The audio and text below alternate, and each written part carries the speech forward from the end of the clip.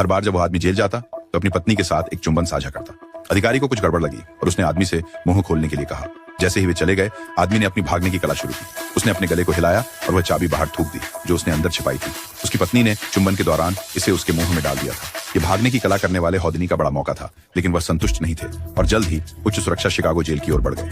रक्षक उसकी चालों से वाकिफ थे। उन्होंने उसे पूरी तरह बांध दिया और दावा किया कि कोई भी नहीं भाग सकता। जब वे उसे कोठरी में ले जा रहे थे, मीडिया को बुलाया गया। कोठरी खाली थी सिवाय एक कुर्सी के और अधीक्षक ने उसके मुंह पर कपड़ा बांध दिया। फिर वे अगले दिन के रहस्योद्घाटन का इंतजार करने लगे। जैसे ही वे गए, हौडनी ने अपना बायां हाथ आजाद कर लिया जिसमें 6 उंगलियां थी। उन्होंने एक को हटा दिया जिससे एक छुपी हुई चाबी दिखाई दी। जब वार्डन अगले दिन वापस आया तो हौडनी था गया और उसकी प्रसिद्धि फिर से बढ़ गई। लेकिन हुडिनी खुश नहीं थी। उन्हें पता था कि उनके प्रदर्शन में कुछ और चाहिए। तभी जिम प्रकट हुए, जो जादूगर के औजारों के विशेषज्ञ और हुडिनी के बड़े प्रशंसक थे। उन्होंने हुडिनी को एक अदृश्य रेशमी धागा दिखाया जो लकड़ी को काट सकता था और दावा किया कि वह हुडिनी को पकड़वा सकते हैं। बुलेट जिम उनका सहायक बन गया और उन्होंने मिलकर एक नया एक्ट तैयार किया, चीनी water torture, cell escape. Houdini इसे तुरंत आजमाना चाहते थे, हालांकि जिम का मानना था कि इसमें और काम की जरूरत है। हुडिनी को बांधकर उल्टा लटकाया गया, फिर एक पानी की टंकी में उतारा गया। उनकी पत्नी चिंतित होकर देख रही थी जब उनके पति ने पहली बार इस ट्रिक का प्रयास किया। निश्चित रूप से कुछ गलत हो गया।